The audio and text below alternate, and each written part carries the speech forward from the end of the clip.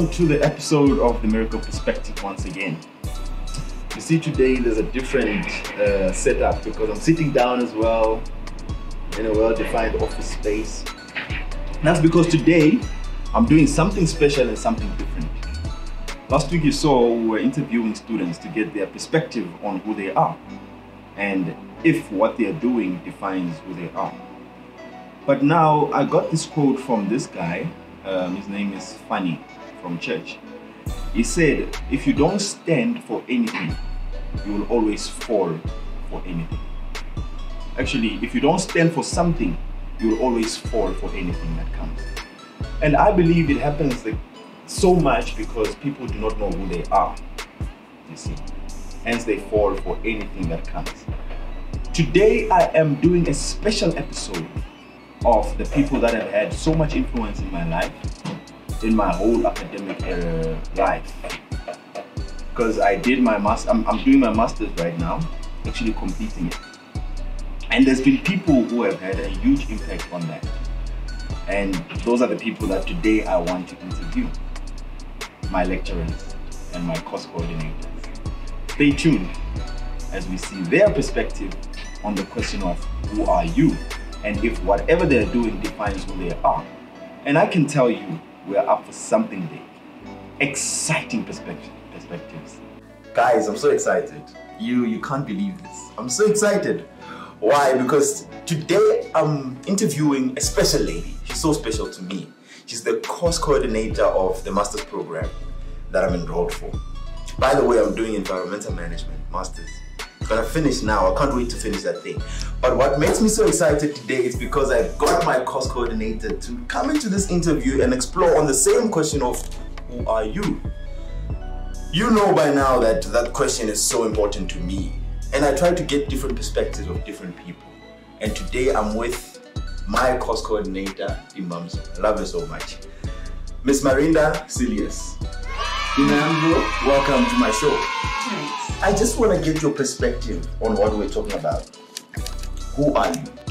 What it means, and basically what are your views? I just want you to explore on this. What can you say?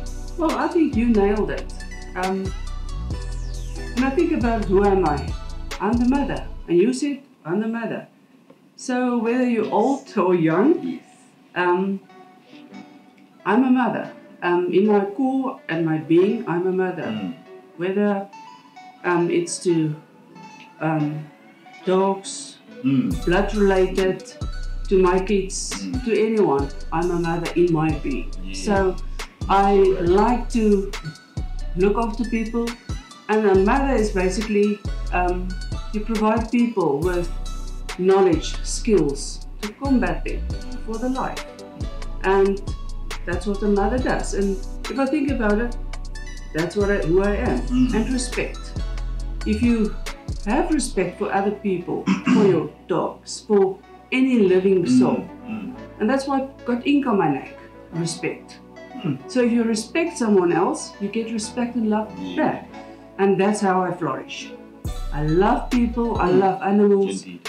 and that's how I And I function. remember on your weekends you do community outreach. Ne? Yeah. I remember that. Yeah, I do. I agree when you say you're a mother, because you've been a mother to me. I got lots of kids. In my whole university life, I mean, I only got to know you when I started doing my master's. But I knew you before then, because you were a mother even before I got started interacting with you. But now I want you to please help us explore this question of, my problem is a lot of people, they don't live their lives up until later in life, when they start discovering who they are. But it's the process of discovering who you are is long, but it takes longer than it's supposed to. And eventually people die of depression, people die of things, premature death, because of people were not fully satisfied with who they are. What can you say what should happen in order for someone to discover themselves earlier? Don't sweat the small stuff. Just enjoy every day as it is. I mean, God gave us life. Appreciate that life. Don't impress someone else. Really? You're here for a reason. As I said to you, your name is Miracle. You live out your name. You enjoy every day as it is, as it's given to you, and appreciate little things. Don't go for the bigger things. That will come on its own. If you love, respect, and appreciate life, things will come on its own. Don't look for bigger things. The little things in life, it's good to appreciate. And if you appreciate the little things, big things will come on its own. Wow. I think. Wow. So because I interviewed the students last week, so we got this perspective of students in terms of what they're studying. But my question in specific was, does what they study fit into who they are as people? Now for you, as in the academic institution, do you think what you do fits into who you are? And do you think it's the case with most lecturers? Lecturers, I can't speak for them. Some of them is really anal. But I mean, if a student comes to me and they struggle, they get so claustrophobic because of that. And if you take them step by step and say, listen, this is not that big deal. Let's go a bit, I mean, you know, take it a bit for bit. Leave this module, take that module. It's not really that big deal. There's always a lighter tone at the end of the tunnel. It's not that big deal if you fail something. And to be forced by your parents to do something that you don't want to do, that is disastrous. Do what you feel in your heart is right. And that depression will go away.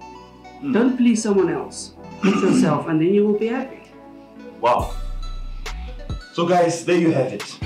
Lessons to take from that was just a mouthful. I still have to watch this video. I can't wait to watch it, so that I can actually write down what you were saying, you see. Because there's some things that I took out from what you said. A lesson to the lecturers. Sometimes be okay. Like, take it easy. Because students get stress that is unnecessary because of the pressure that they get from the lecturers. Am I right in saying so? Yes. And students also remember that you're not doing anything in life to please anyone. It's all about you at the end of the day. And now to the parents out there, please do your best not to force your kids to do what they don't want to do. Because you don't know what that could do to them in their future. But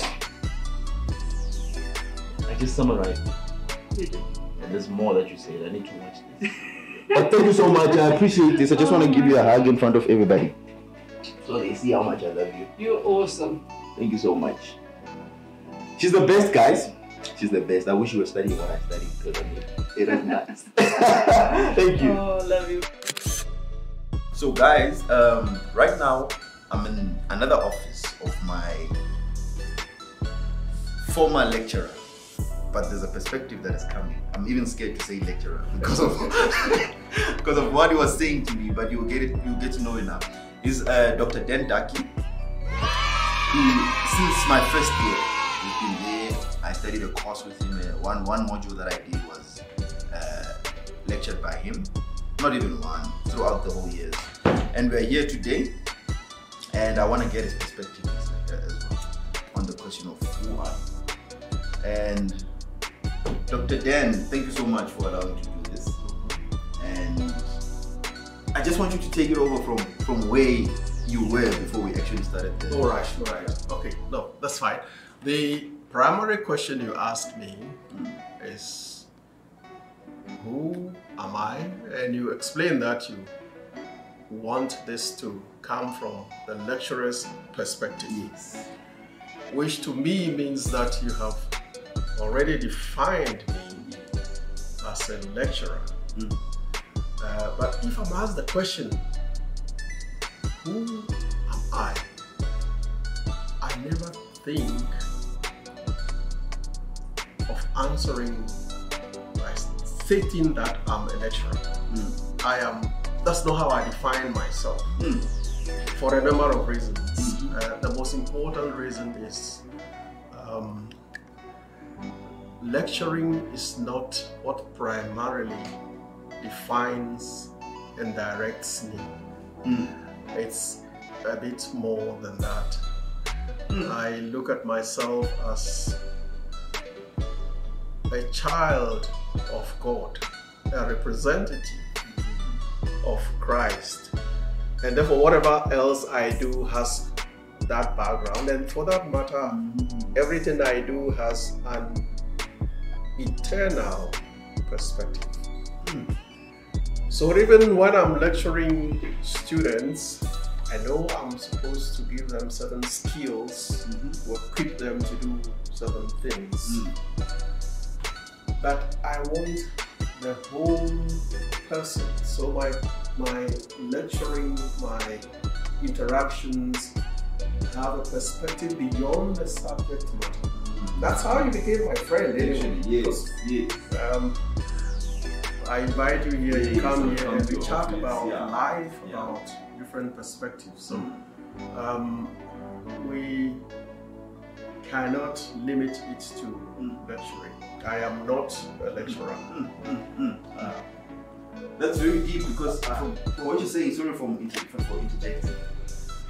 A lot of people they allow their positions and roles to define who they are, and they walk around holding this garment of I'm a doctor, I'm a prof. Yes. Well, in an academic institution, that is allowed. That is yes. Look, if you ask to be promoted, for example, the institution will expect you to promote yourself by telling everybody who you are, what your achievements are, and those are the rules of the place. Yes. But the question, who are you, is, I think, much deeper and bigger than just that aspect of your profession. That is why I'm answering the question the way I do. Don't forget that I also play a role in the community. I'm an elder in the church. I help with confirmation class and things like that.